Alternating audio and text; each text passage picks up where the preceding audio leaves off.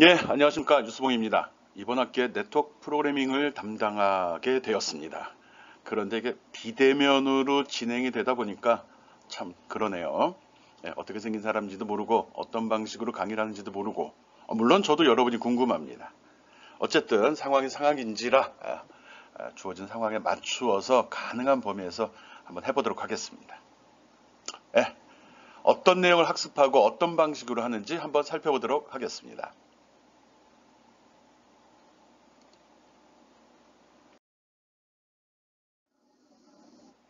예, 강의 개요. 우리 과목명은 네트워크 프로그래밍입니다. 인터넷 검색을 해보면 나오는데,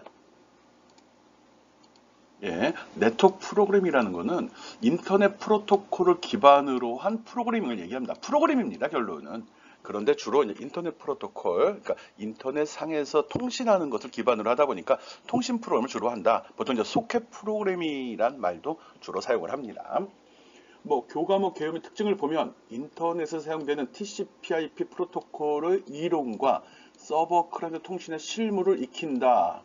또 TCP 프로토콜의 다양한 기능과 소켓 API를 통해 구현을 실습한다. 그러니까 소켓 통신하는 프로그램인데 API를 쓴다. API가 뭐죠? 뭐 애플리케이션 프로그램 인터페이스, 일종의 라이브러리를 불러 쓴다는 겁니다. 그렇죠. 우리가 생으로 다 작성하자가 아니라 이미 만들어 놓은 것이 있는데 굳이 우리가 또 만들 필요는 없다는 거죠. 그런 의미에서 API를 통한 구현을 실습한다라고 적혀 있는 겁니다. 서버 클라이언트 모델에서 다양한 설정에 따른 동작과 성능에 대해 학습한다라고 되어 있죠. 통신상, 인터넷상에서 통신한다는 건 어떤 데이터를 주거나 받거나 아마 그런 동작을 하는 거겠죠. 그래서 주는 놈이 서버, 받는 사람이 클라이언트. 사람이니까 좀 그러네요. 예, 그런 모델을 놓고서 거기에서 서로 동작하는 거를 실습해 본다. 뭐 이렇게 이해해 주면 좋겠습니다. 뭐 교재는 뭐 기존에 사용했던 교재 그대로 사용합니다. 물론 다 처음이죠. 저도 처음이고요. 뭐 오렌지 미디어라는 출판사 거기 안 나왔구나. 예. 오렌지 미디어라는 회사에서 나온 건데요. TCP/IP 소켓 프로그래밍이라고 되어 있습니다. 나온 지는 좀 됐는데 계속 업데이트가 좀 되어 있는 것 같습니다. 그리고 시중에 나와 있는 책 중에 가장 괜찮다고 그래서 일단 지정을 했고요. 뭐 필요하면 꼭 구입해서 사용하기 바랍니다. 물론 내 수업에는 강의 자료가 배포가 되기 때문에 그것만으로도 뭐 진행은 가능할 거라고 생각은 하고 있습니다. 어쨌든 전공이니까 교재 한 권은 있어야겠죠. 예, 우리가 학습하는 내용은 네트워크 프로그래밍. 네트워크 프로그래밍이라는 것은 인터넷 프로토콜을 기반으로 한 프로그래밍을 얘기한다. 즉 통신 프로그램이다 라고 생각해 주면 되겠습니다.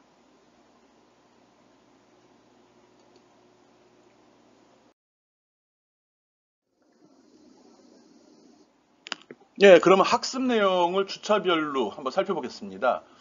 어차피 모르는 것들이죠.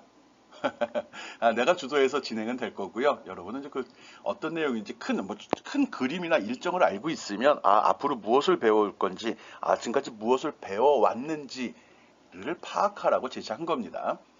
뭐 잘 모르는 용어들만 쭉 나와 있을 거고요. 뭐 네트워크 기초에 대해서 하고요. 특이한 점이 있다면 리눅스하고 윈도우로 왔다 갔다 하면서 아마 실습을 할 것 같습니다. 물론 그렇다고 해서 별도로 리눅스를 깔 필요는 없습니다. 뭐 시주 책에서 설명한 것도 별도로 리눅스를 깔아 설명하는 거로 되어 있는데, 나 같은 경우는 그냥 윈도우 10 이후 버전에는 자체적으로 우분투 리눅스 프로그램이 깔려 있습니다. 그래서 윈도우 10에서 지원되는 우분투 프로그램을 사용하는 걸로 하겠습니다. 다른 과목에서 하듯이 별도로 버추얼 머신에다가 리눅스를 깔아서는 그 방식으로 하진 않습니다. 윈도우에 있는 자체 기능을 사용할 거고요. 제가 지금까지 테스팅 해본 걸로는 훌륭하게 동작합니다. 그리고 빠르고 반응 속도 좋고요. 또 사용자 입장에서 설치하거나 이런 데 전혀 부담이 없이 쉽게 할 수 있더라고요. 예, 그 밖에 이제 특징들에서 뭐 소켓과 프로토콜 얘기 쭉 나오고요. 클라이언트 서버 모델 나오고 뭐 여러 가지들 이제 작업 내용이 나오는데 뭐 지금 내가 쭉 읊어줘 봤자 기억도 안 나죠. 하지만 여기에 이게 있다는 거, 어떤 내용을 강의한다는 내용이 이렇게 정리되어 있다는 걸 잘 기억했다가 학습하면서 그 다음에 뭘 배우지 이럴 때 다시 한번 살펴봐 주기 바랍니다. 주로 통신 프로그램을 만드는 걸 기반으로 하고요. 그리고 리눅스와 윈도우로 왔다 갔다 하면서 합니다. 예, 뭐 상관없습니다. 어느 도구를 쓰든지. 그래서 기본적으로는 비주얼 스튜디오가 있는 게 좋습니다. 있어야 되죠. 프로그램을 할 거니까요. 그리고 C 베이스로 프로그램 짤 겁니다. C 언어를 이용해서 작업을 할 겁니다. 뭐 중간에 와이어 쉐이크 해가지고 여러 가지 도구 사용법도 들어갔는데 뭐 큰 부담 없이 따라올 수 있을 거라 생각을 합니다. 그리고 수업 내용이 두 학기에 걸쳐 진행되는 걸로 되어 있는 걸 알고 있습니다. 그렇기 때문에 1학기에는 기초 다지는 쪽에 좀 집중을 할까 합니다. 이거 한 학기 분량입니다. 네, 한 학기 분량이고요. 2학기는 여러분이 따라오는 수준에 따라서 2학기에 또 새로운 거를 또 앞서고 수준 높은 걸 할지 아니면 이걸 기반으로 해서 기초를 단단하게 다질 건지 그런 건 학기 말에 판단하도록 하겠습니다. 예, 강의 내용 확인해 주고요.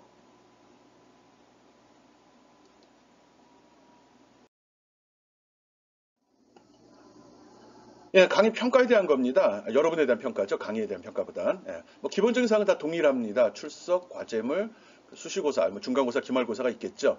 출석이 한 20% 먹는 것 같습니다. 중간에 특이한 점, 일단 블로그라는 요소가 있습니다.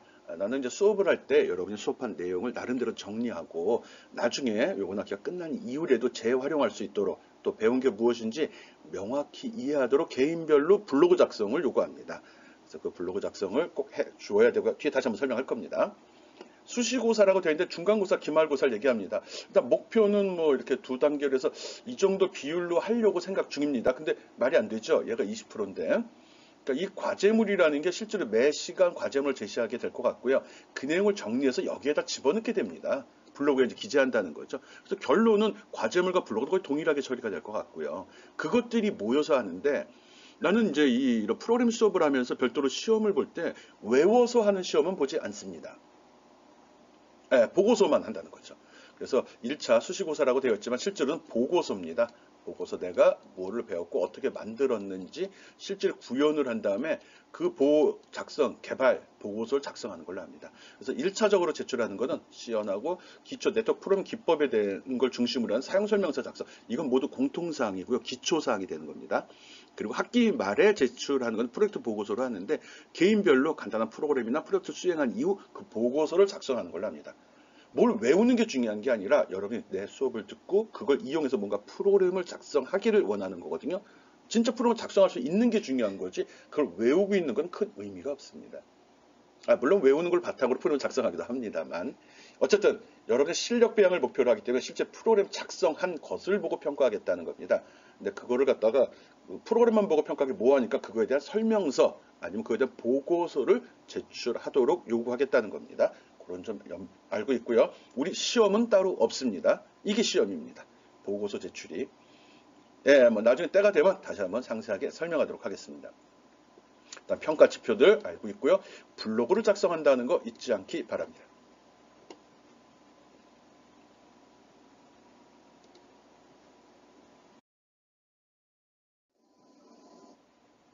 예, 앞에서도 설명을 했지만 다시 한번 얘기하겠습니다.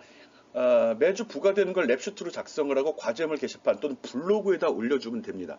지금 학교 시대 이클래스가 어떻게 운영되는지 내가 아직 파악이 덜 돼가지고 이렇게 명시했고요. 뭐 이클래스에 올리든 뭐 블로그에 올리든 다 동일하게 처리가 될 거고요. 또 매주 학습한 내용은 아까도 이야기했지 개인 블로그에 정리를 해야 됩니다. 학교 시스템에다 올리는 거는 학기가 바뀌게 되면 다 날아가잖아요. 또 졸업하게 되면 학교 시스템에 접속할 수 없다 보니까 가능하면 개인이 영구히 관리할 수 있는 블로그에다가 모든 자료들 또는 모든 평가 내용들을 여러분이 좀 정리해 주길 바랍니다. 그리고 그러니까 여러분 제출해야 될 거는 이분 랩슈트라고 하는데 이것도 결론은 이제 종이 주고 거기서 작성한 거 또는 작성한 프로그램을 정리하는 거죠. 이걸 다 블로그에 해줘야 되는 거고요. 또 이제 학교에다가 평가에 대한 근거 자료 제출을 해야 되기 때문에 중간과 기말 보고서를 내가 제출 받을 거라는 거 이거 꼭 작성해 제출해 줘야 된다는 거 알고 있기 바랍니다. 예, 부담 없게 가능하면 이 평가에 대한 부담은 없게 하고 학습한 내용을 실제 활용할 수 있는 능력을 배양하기 위해 나름대로 고안한 방법입니다. 뭐 한번 해보고서 좋은지 나쁜지는 그때 학기 말에 다시 한번 이야기해 보도록 하겠습니다.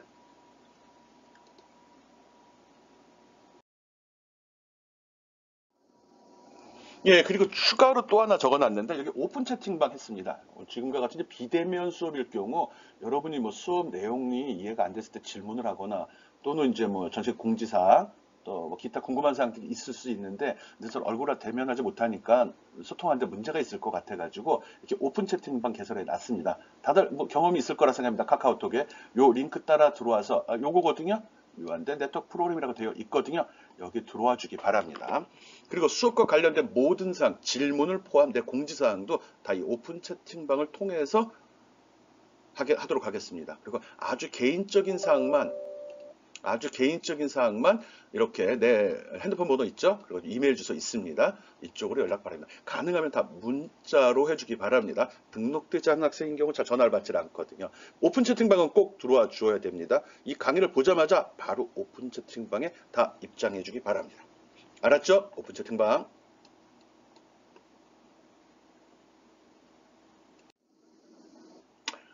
앞에서 강의 내용과 그 주차별 내용을, 강의 내용, 주차별로 이제 어떻게 진행할 건지 쭉 설명을 했는데, 근데 이게 지금 갑자기 비대면으로 지금 강의가 진행이 되고 있습니다. 그래서 내가 이 네트워크 프로그래밍이다 보니까 프로그래밍 수업입니다. 여러분 수준이 어느 정도인지를 모르는 상태에서 뭐 TCP/IP 설명하고 그 다음에 바로 소켓 API 써가지고 프로그램 짠다는 게 조금 걱정이 됩니다. 여러분 프로그램 수준이 어느 정도인지 모르겠다는 거죠. 그리고 또 이게 1학년 수업이 아니지 않습니까? 그리고 군대 갔다 온 친구들도 있을 것 같아서 다 잊어버리잖아요. 뭐 군대 갔다 오면 완전 포맷해가지고 오는데, 뭐 머리를. 그러다 보니까 좀 걱정이 돼서 또 다행히도 이제 비대면을 이제 나름대로 활용하려는 건데, 이 네트워크 프로그램도 결국은 C 프로그래밍이거든요. 이 C 프로그램 능력이 어느 정도 갖추어 주어야지 제대로 따라올 수 있습니다. 물론 그냥 뭐 쭉 따라만 해도 결과는 나오죠. 근데 그게 무슨 짓을 하는 건지 알 수가 없잖아요. 그래서 비대면으로 진행된 4주간에는 C 언어를 이용해서 기본 프로그래밍 과정 복습하도록 하겠습니다. 그러니까 여러분 입장에선 복습이고요. 내 입장에선 내 스타일로 다시 한번 C를 가르쳐 주겠다는 겁니다. 그래서 4주 동안에 압축해가지고 여러분 1학년 때 학습했던 C 프로그래밍 과정을 다 한번 훑어보려고 합니다. 그러니까 혹시라도 프로그램에 자신이 없거나 또는 군대 갔다 와서 이번에 복학을 해가지고 좀 걱정이 되는 친구들이 있다면 이번 기회에 C 프로그램 다시 한번 쭉 다 리뷰하고 다시 학습하기 바랍니다.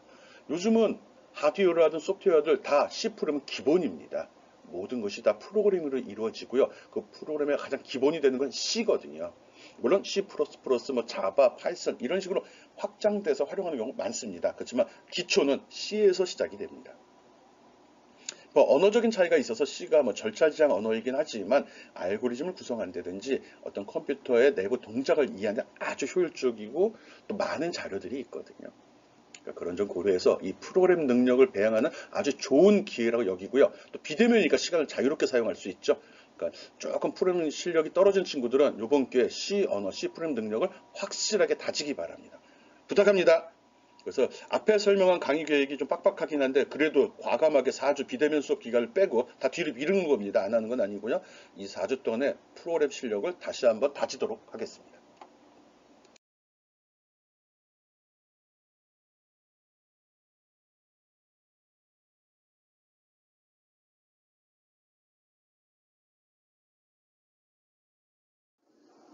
예, 오늘 학습할 내용은 다음과 같습니다. 컴퓨터 시스템 기초, 프로그래밍이 뭔지, 그럼 언어에는 어떤 것이 있는지를 설명할 예정이고요. 또 프로그램을 짤 때 가장 중요한 요소. 나는 수업을 할 때 특히 C 프로그램이든 어떤 프로그램 언어를 막론하고 수업을 할 때 가장 중요하게 여기는 부분이 바로 이 알고리즘입니다.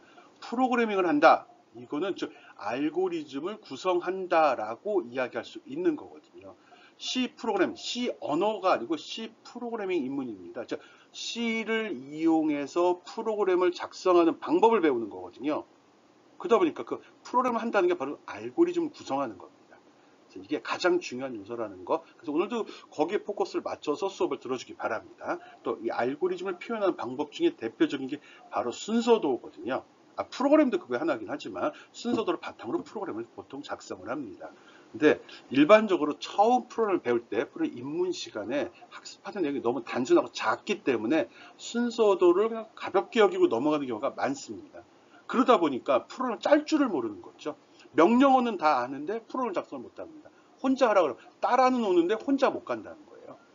그 이유는 알고리즘을 제대로 이해하지 못했기 때문이거든요. 그래서 알고리즘을 좀 신경 써서 설명하도록 하겠습니다. 오케이?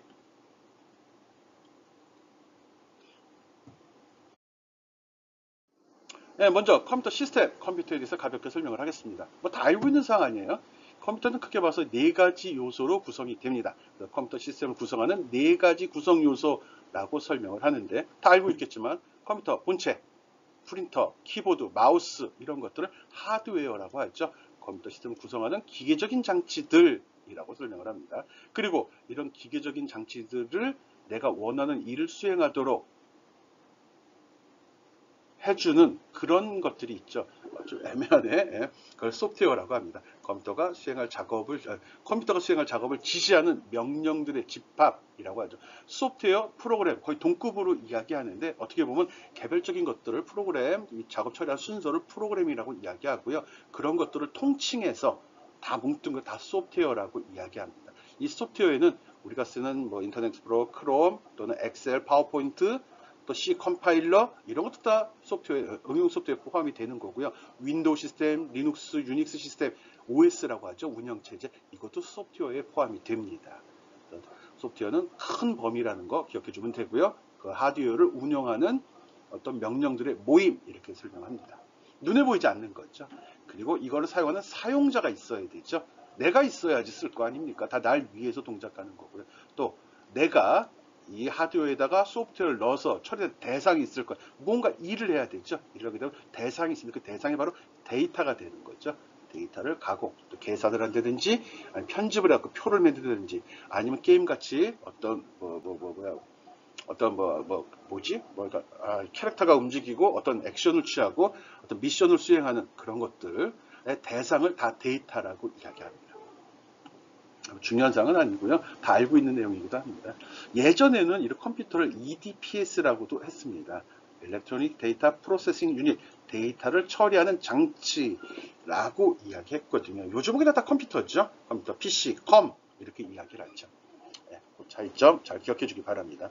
이 얘기는 나중에 뭐 인베디드 시스템 나올 때 다시 한번 언급할 것 같긴 한데 깊이 있게 들어갈 건 아니고요. 구분을 하는 거죠. 컴퓨터하고 인베디드 시스템의 차이점은 뭐냐, 스마트폰과 컴퓨터의 차이점은 뭐냐, 이런 거 이야기할 때 다시 한번 언급하도록 하겠습니다. 어쨌든 컴퓨터를 구성하는 네 가지 요소는 하드웨어, 소프트웨어, 사용자, 그리고 데이터로 구성이 된다. 그리고 우리가 하는 대부분의 일들은 이 데이터를 처리하는 이 소프트웨어를 개발하는 일, 이걸 만드는 일을 한다. 그걸 프로그래밍이라고 한다라고 정의하겠습니다.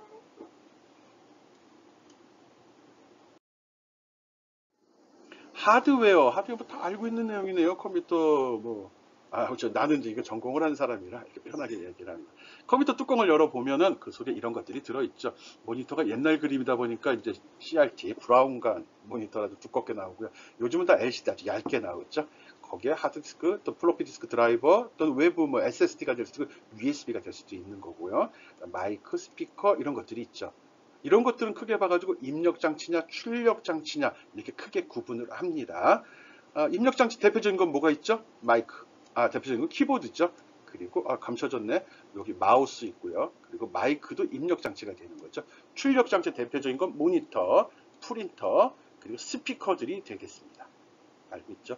그리고 컴퓨터 내부로 들어가면 그 속에 프로세서, CPU, 인텔 프로세서가 보통 PC에는 들어있죠. 참, 여러분이 사용하는 스마트폰에는 뭐가 들어있죠? 어떤 프로세서가 들어있죠? 어느 회사가 만든 게 들어있죠? 이런 생각도 한번 해야 됩니다. 다들 너무 단순하게 생각하고 하드웨어는 컴퓨터, CPU 이러고 끝내는데 조금 깊이 있게 들어가면 PC에서 쓰는 CPU는 인텔이 만든 걸 일반적으로 많이 사용을 합니다. AMD가 만든 것도 많이 사용을 하죠. 그리고 스마트폰에서 사용하는 CPU는 뭐죠? 인텔 CPU 쓰나? 아니죠. ARM 프로세서라는 걸 씁니다. ARM. 암적인 존재 그 암 아닙니다. ARM이라고 영국계 회사거든요. 근데 이 회사의 특이한 점은 이 회사는 칩을 찍어내질 않습니다. 여러분이 사용하는 스마트폰에 들어가는 칩은 삼성이 찍어내죠. 그렇지만 삼성이 찍어내는 그 설계도는 암이라는 회사가 만든 도면을 사용을 합니다. 그러다 보니까 삼성이 열심히 스마트폰을 찍어서 팔아먹고 끝나는 게 아니라 이걸 만들 때 만든 제품의 설계도는 암 걸 썼어. 그래갖고 암이라는 회사에 일정한 로열티를 지급을 하게 되는 거죠. 삼성이라는 회사는 이 마이크로 프로세서를 세계적인 회사는 아닙니다. 삼성은 메모리를 만드는 세계적인 회사죠. 램, 롬, SSD 이런 걸 만드는 대표적인 회사입니다. 최근에 와서는 카메라, 이미지 센서 이걸 만들기도 하는데 아직은 이 메모리가 대세를 이루고 있고요. 또 최근에 와서 이 비메모리 쪽, 즉 프로세서 쪽에 그 중요도가 부각이 되면서 또 시장이 실제로 메모리보다 프로세서 시장이 더 큽니다. 그러면서 요즘에 뭐 TSMC, UMC 이런 회사 이름도 언급이 되고 있는데 이게 온라인 강의다 보니까 좀 시간이 아까워서 대충 하고 넘어가겠습니다. 기회가 된다면 인터넷 검색을 통해서 비메모리 설계 기술, TSMC와 삼성 이런 식으로 한번 검색 한번 해보기 바랍니다. 아주 유용한 자료들이 나올 거고요. 앞으로 IT의 대세가 어떻게 흘러가는지, IT 기술의 핵심은 무엇인지 이런 걸 알게 될 겁니다. 이런 내용은 너무 깊이 있게 들어가는가 무시해도 좋겠습니다. 컴퓨터 내부도 한번 뚜껑 열고 살펴보기 바라고요. 컴퓨터를 구성하는 대표적인 요소 하드웨어는 이런 것들로 구성이 된다. 컴퓨터 시스템 크게 봐서 입력과 출력 장치로 구분이 되고 그 중에 핵심적인 기술인 프로세서, 메모리는 누가 만들고 있는지도 한 번쯤 생각해 주기 바랍니다. 대표적인 입력 장치 하드웨어 중에 키보드죠. 여러분 앞에 다 놓여 있을 거라고 생각합니다. 요즘은 정말 주체가 마우스 쪽으로 많이 넘어가고 스마트폰을 쓰면서 터치로 많이 넘어갔죠. 그래서 이런 내용도 한번 살펴봐 주기 바랍니다. 내가 늘 하는 얘기이긴 한데 사람이 쓰는 기계 중에 가장 복잡한 기계가 컴퓨터고요. 그거를 상징적으로 알 수 있는 건 이 키보드입니다. 여러분 생각하는 기계 중에 버튼이 100개가 넘는 기계가 있습니까? 또 산업계에 쓰는 기계 중에 버튼이 100개가 넘어가는 장치가 있나요? 없습니다. 그 정도로 컴퓨터는 복잡한 기계거든요. 근데 이걸 가정에 하나씩 또는 2개씩 다들 있고요. 모든 학생들은 컴퓨터를 학습하고 있습니다. 굉장히 어려운 기계라는 거죠. 근데도 그런 생각 없이 잘 쓰고 있습니다. 스마트폰이 최근에 와서 10년도 넘었지만 각광을 받고 많이 쓰는 이유가 뭐죠? 요즘에 인터넷 검색할 때 컴퓨터를 키나요? 스마트폰을 키나요? 왜 스마트폰을 키죠? 생각해보면 쓰기가 편하다는 거죠. 스마트폰에는 키보드가 없습니다. 그만큼 컴퓨터보다 더 쓰기 편하게 만든 장치거든요. 그런 생각을 하면서 컴퓨터와 스마트폰을 사용하기 바랍니다. 오른쪽에 있는 것도 설명을 하려고 했는데 키보드의 동작 원리거든요. 이 키보드가 이렇게 또 바로 어떻게 내가 누르면 A, 숫자 1, 2, 3이 어떻게 입력이 되는지 그에 대한 설명인데 한번 읽어보기 바랍니다. 친근한 영어로 잘 나와 있네요.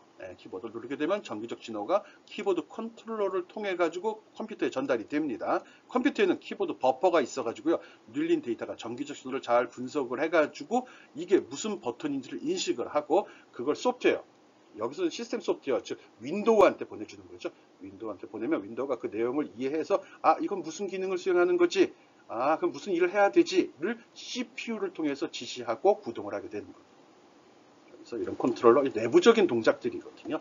프로그램을 짤 줄 아는 짜는 사람들은 이런 것도 조금 깊이가 깊어지면 생각을 한번 해봐야 되는 거거든요. 그래서 미리 한번 맛보기를 뿌려놨습니다. 나중에 기회가 되면 이거 설명도 다시 한번 하도록 하겠습니다.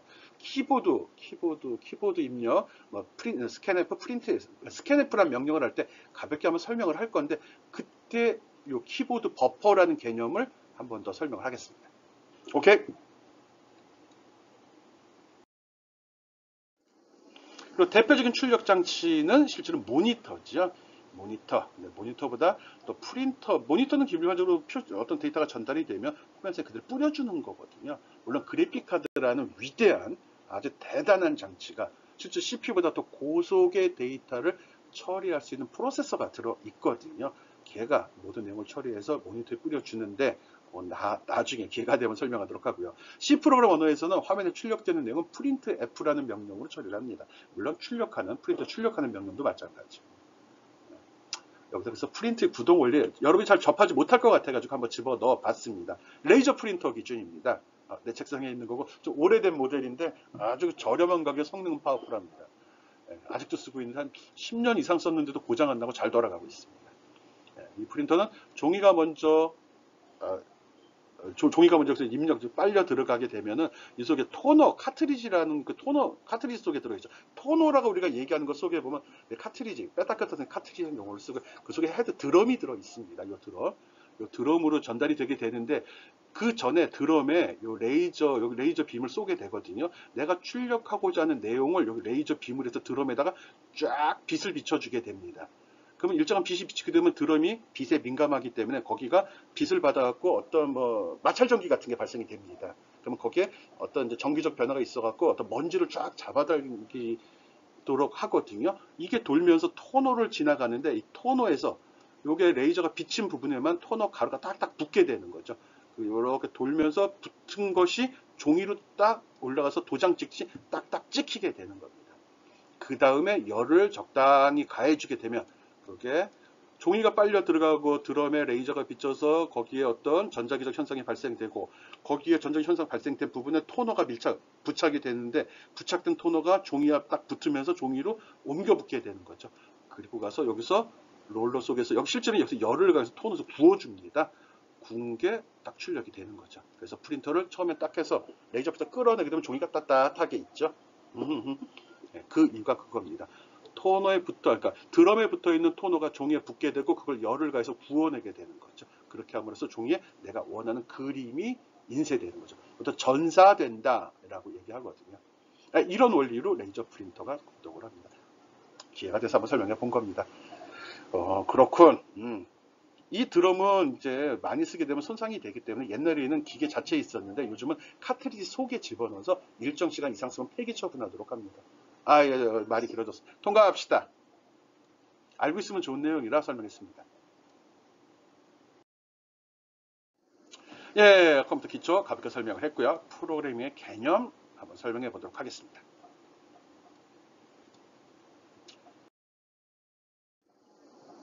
프로그램이 뭐냐? 프로그래밍, 프로그램 언어 요 세 가지 좀 구분해서 생각하도록 하겠습니다.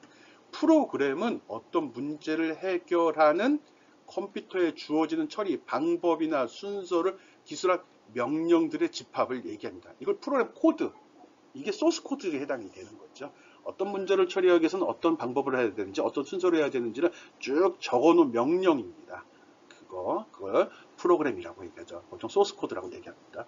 그런 거를 만드는 과정을 프로그래밍이라고 합니다. 우리가 그 만드는 과정을 배우는 거죠. 그 결과물이 프로그램이 되는 거고요. 그래서 컴퓨터의 프로그램을 작성하는 일반적으로 프로그램 작성 방법을 결정하는 코딩, 에라 수정 이런 모든 작업을 통칭해서 이야기합니다. 그리고 때로는 코딩만을 이야기하기도 하는데 코딩과 프로그램은 좀 차이가 있습니다. 코딩은 지정된 프로그램 언어로 바꾸는 작업만을 코딩이라고 일반적으로 이야기를 하고요. 그게 코딩을 할 때 그냥 지정된 것만 바꾸면 되는 거고요. 거기에 어떤 문제가 발생될 수 있는지 이걸 왜 이렇게 써야 되는지까지 명확히 고려해서 프로그램을 작성할 때는 그 프로그래밍이라고 이야기합니다. 요즘 코딩 교육을 강조하면서 중학교까지도 의무 교육을 하고 있거든요. 여러분이 그걸 해봤는지 모르겠지만 그때 좀 차이가 있다는 겁니다. 그래서 그 언론이나 정부에서도 프로그래밍 교육을 강화하자라고 얘기하진 않습니다. 프로그램으로 많이 양성을 해야 되기 위해서 처음부터 코딩 교육을 시켜야 된다라고 얘기합니다. 전 세계적으로 부문적으로 일어나고 있죠. 50년, 5년, 10년 전부터 코딩 교육을 강화해야 된다 난리치고 있거든요. 이 코딩 교육은 아까도 얘기했지 단순히 지정된 어떤 일 처리 방식을 지정된 언어로 바꾸는 작업이긴 한데 그러면서 이 IT 기기들의 구동 원리를 이해하자는 거거든요. 또 내부적으로 어떤 식으로 처리되는지를 보다 좀 가깝게 들여다봐라. 그런 의도에서 얘기하는 게 코딩입니다. 프로그래밍보다 좀 가벼운 개념이라고 생각하면 됩니다. 내 수업을 듣는 친구들은 프로그래밍과 코딩을 구분해서 생각해 주면 고맙겠습니다. 오케이? 이 프로그래밍을 할 때 사용되는 그 도구가 바로 프로그래밍 언어가 됩니다. 많은 언어들이 있거든요. 이건 2020년 기준인데 이때도 아직 C 언어가 대세입니다. 자바 하거든요. 프로그램할 때는 무조건 자바를 해야 된다. 인터넷 시대에 누가 C로 프로그램을 맞아요. 그렇지만 모든 프로그램의 기본이 되는 건 C가 되는 거고요. 아직도 프로그램 어떤 컴퓨터나 이런 IT 기기 중에 사용되는 언어는 C 언어가 가장 많은 우위를 점하고 있습니다. 그 밖에 요즘 많이 쓰는 파이썬, C++, C# 이런 것들이 자바스크립트, R 이런 것들이 있는 특정한 분야에서 사용되는 거고 대세는 C라는 거죠. 모든 프로그램을 배우는 학생들은 C에서 시작을 합니다. 일부 학교에서 자바부터 시작하는 경우도 있는데 조금 문제가 있죠. 기초가 약하다는 거죠. 활용법만 배우고 기본 원리나 그러니까 기본 원리를 무시하고 들어가는 그런 게 좀 있습니다. 그리고 C부터 배우는 게 자바를 이해하기가 아주 쉽습니다. 자바는 활용 쪽에 맞추고 인터넷을 특화되어 있는 언어. 나는 그렇게 생각한다는 겁니다. 오케이? 프로그램과 프로그래밍 언어의 차이점 기억해 주기 바랍니다.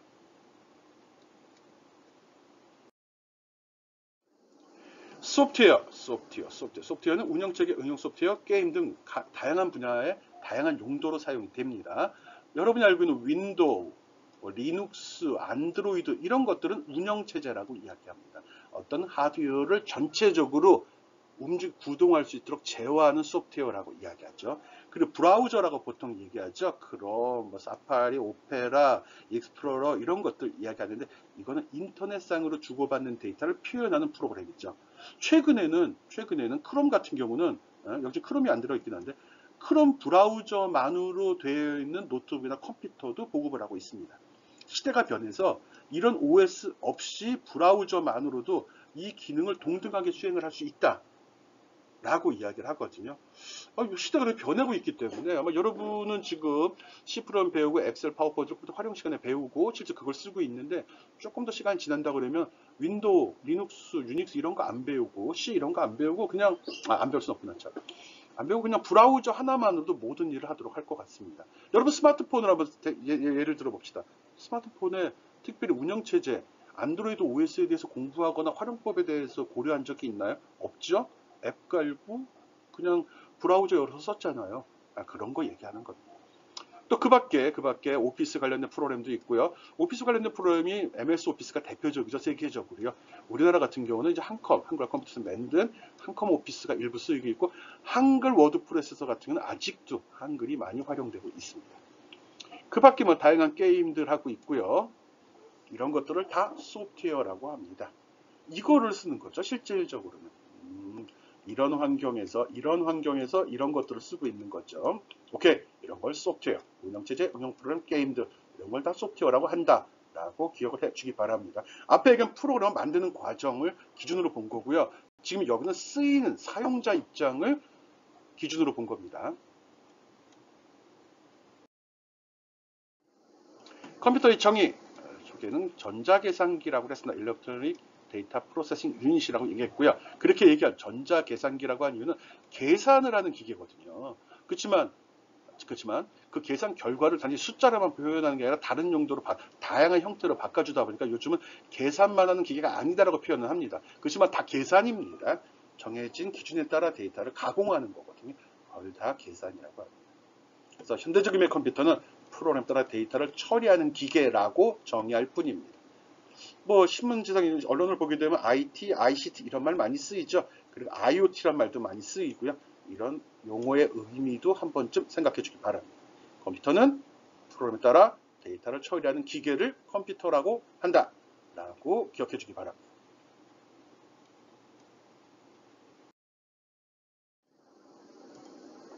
프로그램.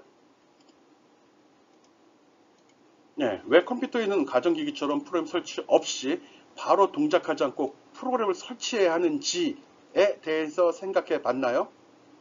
당연한 얘기잖아요. 내가 정말 동영상을 보기 위해서 동영상 플레이어기를 깔아야 되는 거고 음악을 듣기 위해서는 오디오 플레이어기를 깔아야 되는 거고요. 문서를 편집하려면 아량 같은 프로그램을 깔아야 되는 거예요. 그게 있어야 작업을 하지요. 즉 컴퓨터는 한 가지 목적으로 만들어진 기기가 아니라는 거죠. 컴퓨터는 범용적인 기계이기 때문에 그 다양한 용도로 쓰인다는 거죠. 그 용도에 맞는 프로그램을 바꿔주면 그 작업을 수행할 수 있는 기계입니다. 이 작업을 수행할 수 있는 이거를 프로그램이라고 한다라는 거죠. 이게 프로그램의 용도, 목적인 겁니다. 내가 원하는 기능을 수행하는 것을 프로그램이다. 어디서? 컴퓨터에서. 중요한 건 아닙니다. 책에 있기를 정리한 거죠.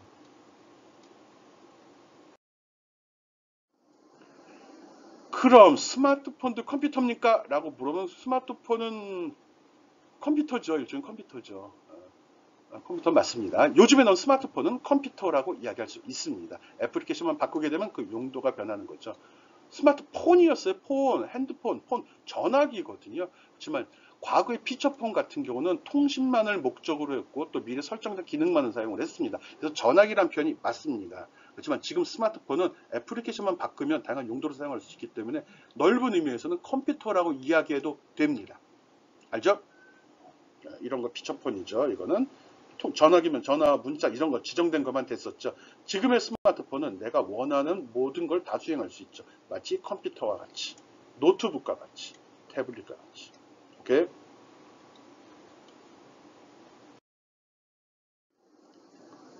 예, 이게 늘 나오는 얘기인데 컴퓨터 개론 시간 나올 얘기인데 가볍게 넘어가겠습니다. 프로그램의 역사거든요.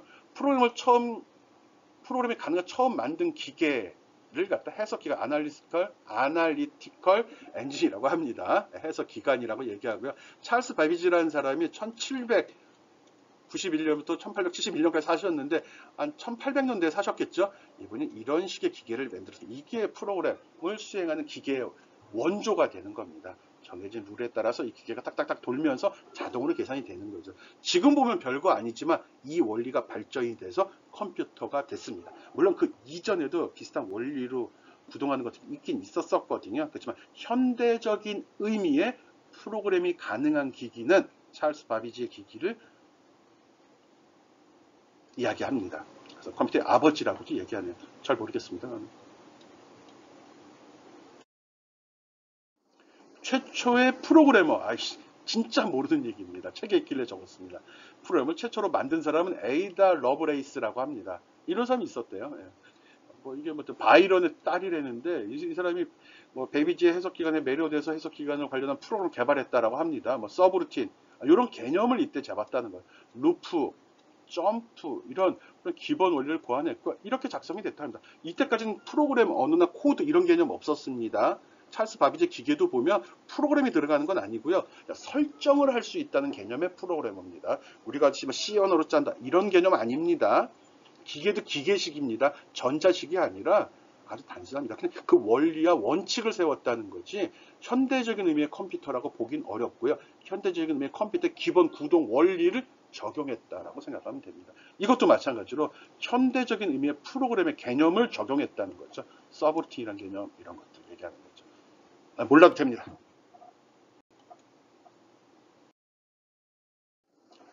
뭐 초기 컴퓨터 프로그램이라고 하면은 초기 컴퓨터는 애니악이라는 게 있었는데 여기에 프로그램은 스위치를 기억해. 이게 뭐야? 아직도 입력하는 방식으로 하지 않았고요. 스위치를 여기 따다닥 설정하면 그걸 맞춰서 움직이는 겁니다. 이거를 프로그램이라고 우리는 상상도 못할 일들인데 스위치 설정으로 전체 기기가 구동하도록 만든 것들 이걸 초기 컴퓨터 프로그램이라고 이야기합니다. 아직도 프로그램 언어는 존재하지 않았습니다. 그래서 됐습니다. 설명하자니까 말이 길어지고 시간이 아깝습니다. 폰 노이만 이분이 중요한 분이죠. 이분이 최초로 프로그램이라는 걸 메인 메모리에 저장하고 저장된 내용을 근거로 해서 기계가 구동하도록 만들었습니다. 이 사람이 현대의 컴퓨터는 다 폰 노이만이 제시한 그 구조를 따라가고 있습니다. 그래서 컴퓨터 메인 메모리 안에다가 프로그램을 심고 특정 영역의 데이터를 저장함으로써 이 프로그램이 이 데이터를 제어하면서 구동을 하는 원리 기준을 잡았다고 합니다. 지금도 다 이 방식으로 쓰고 있습니다. 폰 노이만은 굉장히 대단한 사람인 것 같아요. 이분하고도 같이 어울렸으니까요. 이분이 폰 노이만이거든요. 돈도 많이 벌었다는 썰이 있습니다. 폰 노이만 방식, 폰 노이만 구조라는 표현을 생각보다 많이 씁니다. 실제로 조금 깊이 있게 전공하는 친구들은 많이 씁니다. 이 폰 노이만 한번 기억해 줍시다. 이분이 한 거는 프로그램 방식을 개발했다는 거, 메인 메모리에 프로그램을 저장시키고 저장된 내용에 따라 순차적으로 실행하는 그런 원리의 기계를 만들었다는 거 기억해 줍시다. 작업을 지시하는 방식은 간단하죠. 컴퓨터에게 어떤 작업을 시킬 수 있을까 고민할 때 그 내용들을 하나하나 정의를 해 줘야 됩니다. 이 정의하는 걸 갖다가 프로그래밍이라고 하죠. 그렇죠? 프로그래밍이라고 하기 전에 그 순서를 보다 큰 광범위하게 얘기할 때 그 일을 처리하는 순서를 알고리즘이라고 합니다. 알고리즘도 되고 듬도 되고 다 맞습니다. 어차피 우리나라 말 아닌데요. 컴퓨터에게 어떤 작업을 시키기 위해서는 어떤 순서, 어떤 내용을 어떤 순서로 해야 된다라고 정의를 해 주어야 되거든요. 그게 바로 프로그래밍입니다. 그런 걸 알고리즘이라고 하죠. 아직 프로그램 언어에 대한 개념은 없습니다. 상식이나 지능이 없기 때문에 아주 자세하고 구체적으로 일을 지시해야 된다. 이런 내용을 알고리즘이라고 한다.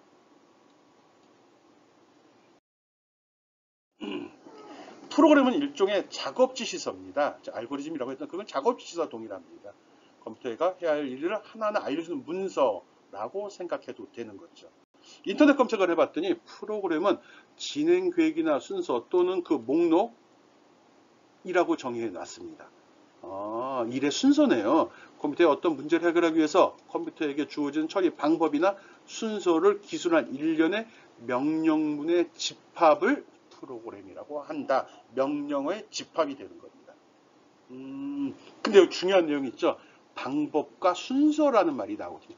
요게 키입니다. 프로그램을 배우고도 프로그램을 짤 줄 모른다라고 얘기하는 건, 즉 프로그램 명령어는 배웠지만 그거를 어떤 방법으로 어떤 순서로 배치할지를 연습을 안 해가지고 짤지 못한다는 거거든요. 즉 프로그램 배웠지만 프로그램을 짤 줄 모른다. 이런 친구는 처리 방법과 순서를 기술해보지 않았다는 겁니다. 그 얘기 이제 계속 할 겁니다. 그게 알고리즘이라고 했고요. 그게 프로그래밍입니다. 예, 프로그램의 예를 하나 들어봤습니다. 로봇에게 라면을 끓이라고 시킨다고 했을 때 이 일은 다음과 같은 지시사항으로 이루어질 수 있다라고 합니다. 우리 생활 속에 이런 건 많이 들어와 있습니다. 컴퓨터가 하지 않는다고 해서 프로그램이 아닌 거 아닙니다. 컴퓨터가 안 한다고 해서 이게 알고리즘이 아닌 게 아닙니다.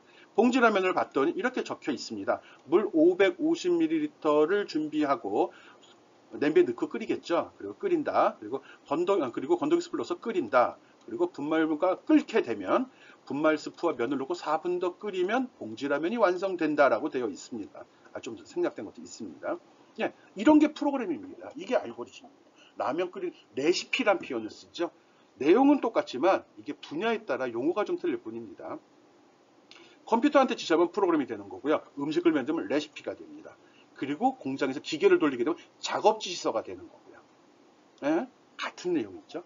컵라면 같은 경우는 이렇게 만든다고 하네요. 한번 적어본 거예요. 봉지라면과 컵라면이 틀리잖아요. 똑같이 라면을 끓이지만 어떤 종류의 라면이냐에 따라서 처리 방법이 달라지죠. 소프트웨어도 컴퓨터 내에서 데이터를 처리하는 건 동일하지만 그 데이터가 어떤 종류의 것이냐에 따라 조금씩 방법이 틀린 거죠. 그런 거를 비유해서 지금 설명을 해 놓은 겁니다. 어쨌든 프로그램은 일하는 순서와 방법을 순서 있게 열거해 놓은 것, 이렇게 생각하면 됩니다. 이 지시사항을 프로그램이라고 한다. 작업 순서와 방법이 담긴 것, 이걸 알고리즘이라고 한다. 요거만 잘 기억해 주기 바랍니다. 알고리즘, 일의 처리 방법과 순서, 이렇게 기억해 주면 됩니다. 이걸 못해서 프로를 못 짜는 겁니다.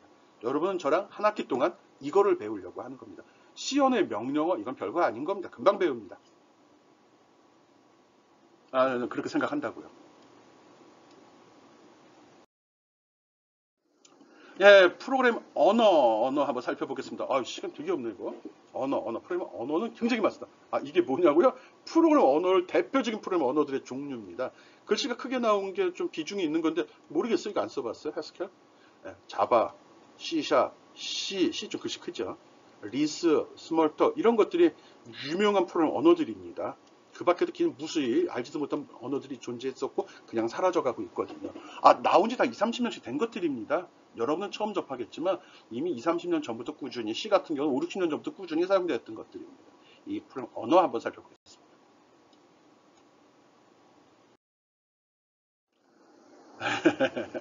뭐 살펴요. 대빵 많다 이러면 됩니다. 예, 이렇게 무진장 많다. 최근에 와서 이런 것들이 나왔답니다. 최근에 각광받고 있는 R 언어 같은 경우는 1993년도에 소개가 됐고요. 대세를 이루고 있는 자바 같은 경우는 1995년에 소개가 됐습니다. 또 인터넷 프로그램에 많이 쓰는 자바스크립트 같은 경우는 이때쯤, 자바스크립트 어디 갔지? 갑자기 찾으니까 안 보이네. JSP는 자바스크립트가 자바 서버 프로그래밍입니다. 좀 틀리네. C샵은 2001년. 그리고 파이썬 어디 갔지? 파이썬은 1991년에 나오는 겁니다. 비주얼 베이직은 91년도에 나오고, HTML은 91년에 나왔네. 최근에 많이 쓰는 프로그램들이 대부분 30년 전에 나왔다는 겁니다. 예, C는 이때쯤 나왔네요. C는 한 50년밖에 되지 않았네. 그 역사 측에는 코볼포트란 이때 나왔습니다. 얘들은 60년 이상 된 언어들이죠. 얘는 한 70년에 가깝게 되네. 예. 이런 식으로 프로그램 언어는 진짜 오래전에 나와 있는 거고요. 그게 보편적으로 쓰게 되는데 적어도 10년 이상, 20년 이상이 걸린다고 합니다. 요즘에 많이 쓰는 데이터베이스, 자바를 많이 쓰죠. 이것도 1978년에 SQL, 스테이트 쿼리 랭귀지라고 하는데, 지리언은 이때 벌써 문법적이나 이론적인 정립이 다 있었던 겁니다. C++도 1980년에 나왔네. 40년이나 됐네. 이야, 되게 오래됐는데요. 하여간 이렇게 다양한 언어가 있다는 거 알아주기 바랍니다. 몰라도 돼요. 프로그램 언어의 구분, 사용자 측면에서 봤을 때, 실행 측면에서 봤을 때, 세대적으로 구분했을 때 좀 나눠서 한번 봤습니다. 책마다 여러 가지가 나오는데 일반적으로 초보자는 이런 얘기하죠. 프로그램은 고급 언어와 저급 언어로 구분을 한다. 고급 언어는 우리가 배우는 C, 자바 이런 언어를 얘기하는 거고 저급 언어는 어셈블리 어떤 기계어를 얘기한다. 왜? 이거는 기계어가 이진수로 표현되기 때문에 이해하기가 힘들고 일반적으로 쓰기 어렵다. 그리고 우리는 고급 언어 C나 자바 또는 파이썬 등을 배운다. 이 언어가 바로 컴퓨터에서 실행될 수는 없거든요. 결론은 다 기계어로 바꿔줘야 되는데 이런 걸 컴파일러라고 한다. 뭐 이런 식의 얘기는 많이 들어봤을 겁니다. 지금 얘기했어요. 네, 맞습니다. 사용자 측면에서 봤을 때 그 난이도에 따라 고급 언어냐 저급 언어냐라고 구분을 합니다. 그리고 이걸 갖다가 기계어로 결론 다 기계어로 바꿔야 됩니다. 기계어로 바뀌는 시점이 언제냐에 따라서 즉 실행 측면에서 봤을 때 컴파일러 언어냐 인터프리터 언어냐 이렇게 또 구분을 합니다. 즉 이거는 애당초 만들자마자 기계어로 바꿔놓느냐 아니면 실행할 때마다 바꿔서 쓰느냐 이렇게 구분을 하기도 합니다. 또 그걸 갖다 세대별로 구분을 해서 물론 이제 옛날 1세대가 제일 기초 근본이 되는 거겠죠. 1세대 기계어, 2세대 어셈블리어, 3세대 고급 언어, 4세대 초수준의 고급 언어, 그리고 5세대 인공지능으로 구분하기도 합니다. 최근에. 그리고 또 그는 다른 의미에서 또 구분을 하는데 마크업 랭귀지나 메타 언어 이런 식의 언어도 이거랑 같은 부류는 아니고요. 다른 용도로 사용되는 언어입니다. 마크업 랭귀지는 HTML이라고 보통 이야기하죠. 뭐 메타데이터도 뭐 HTML 또 XML에 많이 적용이 되긴 하는데 마크업 언어에는 대부분 HTML 또는 XML을 많이 활용됩니다. 어쨌든 프로그램 언어를 나름대로 구분을 하고요. 쉬우냐 어려우냐 그리고 기계어로 언제 바꾸느냐에 따라서 구분하는 게 가장 중요한 요소입니다. 몰라도 상관은 없지만 여러분 사용하면서 피부로 느끼는 내용들입니다. 뭐 이걸 알고 쓰나 모르고 쓰나 큰 차이는 없지만 나중에 쓰고 나면 이런 구분을 하게 됩니다. 중요한 건 이 내용은 좀 설명 추가를 해줄 겁니다.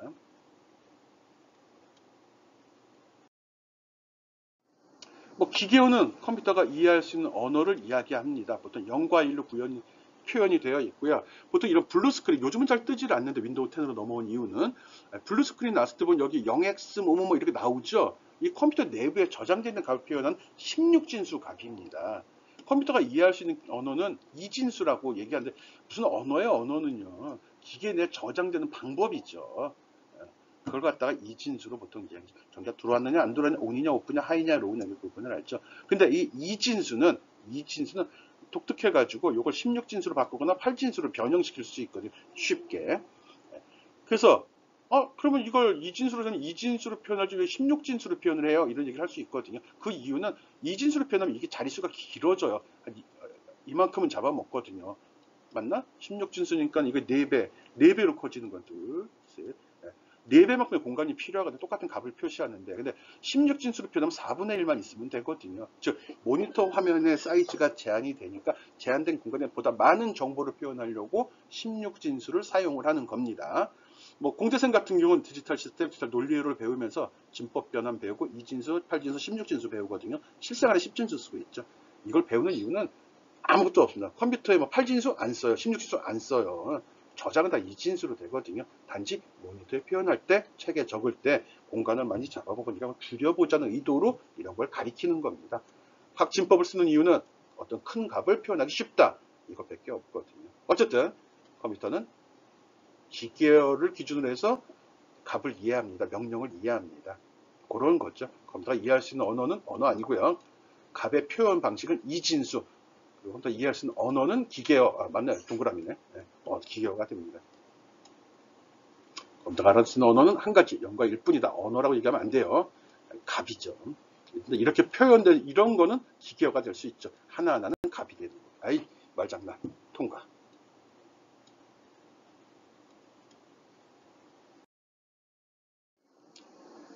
뭐 이진수는 10진수와 무엇이 다른가? 알아서 보기 바랍니다. 이진수로 어떤 값을 표현하기 위해서 컴퓨터 내부에는 데이터를 표현하는 방법들이 정의되어 있습니다. 이런 걸 대표적인 표현 방법을 ASCII 코드라고 하거든요. ASC2.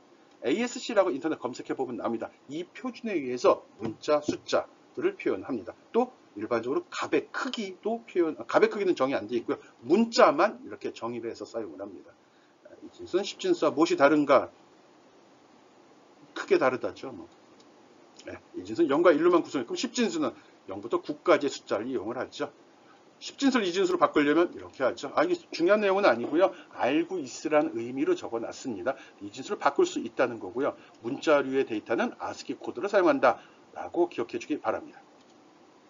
이거 계속 나오네. 책에 있는 내용 정리해 놓은 겁니다.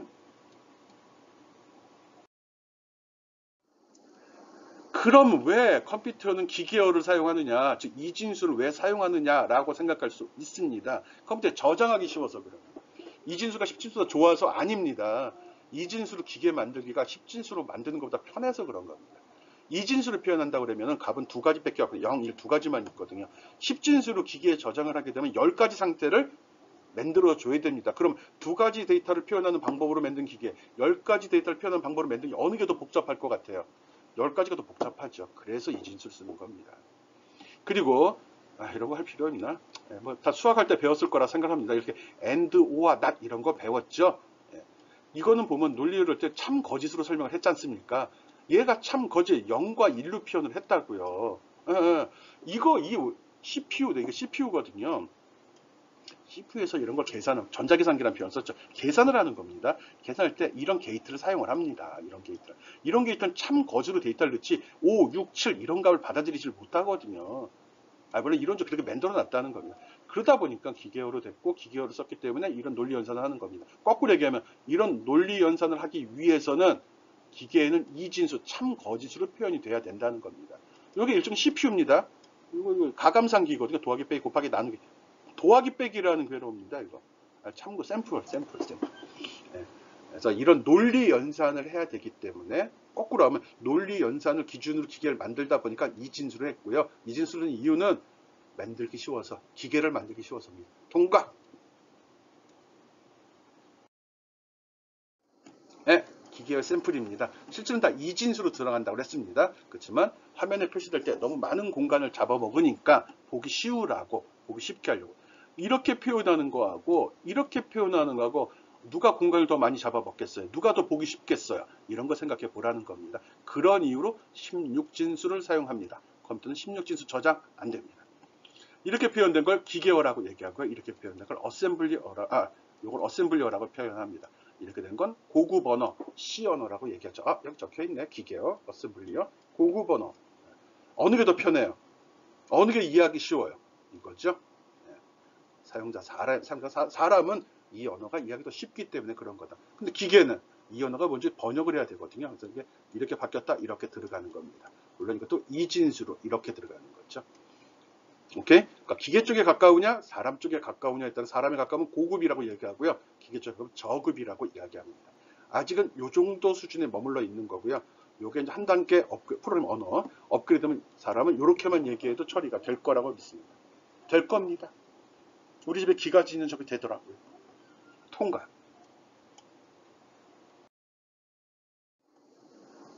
그럼 프로그램 언어의 필요성. 그렇다면 인간이 기계어를 사용하면 어떨 것 같아요? 기계어를 어떻게 사용해요? 기계어를 사용할 수는 있지만 이진수로 프로그램 작성은 너무 어렵고 불편해요. 프로그램 언어는 자연어와 기계 중간쯤에 위치했거든요. 그래서 컴파일러라는 프로그램이에요. 얘가 내가 사용한 그 명령어를 기계어로 바꾸어 줍니다. 그런 걸 컴파일러라고 합니다. 통과. 컴파일러. 프로그램 언어를 기계어로 바꿔주는 소프트웨어. 그러면 됩니다. 컴파일러는 인간과 컴퓨터 사이에서 통역을 하는 거다. 내가 이런 식으로 작업한 걸 이렇게 바꿔주는 걸 컴파일러라고 합니다. 내가 영어를 못하는데 영어로 누가 말했으면 이거를 바꿔준 애가 있죠. 번역가가 한글로 바꿔주지 않습니까? 이 사람의 역할을 하는 게 컴파일러입니다. 즉 기계한테 내 말을 전달하는 애라고 생각해 주면 될 것 같습니다.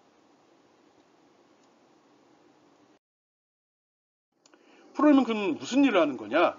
컴퓨터에서 프로그램이 하는 일은 뭐냐? 우리가 하고자 하는 작업을 컴퓨터에 전달하는 겁니다. 일을 시키는 애입니다. 프로그램은. 그렇지만 컴퓨터가 내 말을 못 알아들으니까 컴파일러가 바꿔서 하죠. 내가 뭐라고 말하면 그걸 못 알아들으니까 알아듣기 쉽게 프로그램 언어로 기술을 하죠. 그리고 그걸 기계어가 아니까 컴퓨터가 아직도 이해를 못 하거든요. 내가 쟤한테 말을 전달하는데 보다 편하게 하고 컴파일러 좀 쉽게 하려고 조금 정리해서 이야기하는 거죠. 그게 프로그램입니다. 그걸 갖다가 처리하는 거죠. 프로그램이나 우리가 하고자 하는 작업을 컴퓨터에 전달해주는 역할을 하는 프로그램, 명령어의 집합 얘기하는 겁니다. 어우, 막 하다 보니까 여기까지 와버렸네. 예, 지금 이거 프로그램 얘기 많이 했습니다. 컴퓨터, C 언어, 프로그램 언어 이야기했습니다. 그래서 늘 강조하는 것 중에 하나입니다. 우리가 C를 배운다 그러면 프린트F, 스캔F, 포문, while문, if문 배우게 됩니다. 이거는 마치 레고 블록을 빗대어 설명한 이 레고 블록에 있는 블록의 종류를 배우는 겁니다. 이 블록의 종류만 배워가지고는 이런 걸 못 만들어냅니다. 즉 프로그램 언어만 배워서는 작품을 만들어낼 수가 없습니다. 즉 명령어만 모아놨다고 프로그램이 아니라는 거죠. 그 명령어가 순서가 있게 잘 정돈이 됐을 때 그게 프로그램이 되는 겁니다. 그런 프로그램을 만드는 과정을 프로그래밍이라고 얘기하고, 우리 이거 꽂아서 성 만드는 게 목적이 아니고요. 로봇도 만들고 공룡도 만들고 탱크도 만들고 싶거든요. 예, 이게 프로그램이다. 프로그래밍, 밍 붙었죠. 이거 배우려고 하는 겁니다. 프로그램과 프로그램의 차이점. 이 프로그래밍 하는 과정, 프로그래밍을 다른 말로 뭐라고 그랬죠? 알고리즘이라고 그랬습니다. 알고리즘. 기억해 두기 바랍니다. 시간이 많이 오버됐네요. 다음 시간에 또 설명하도록 하겠습니다. 프로그래밍, 알고리즘. 잘 기억해 둡시다.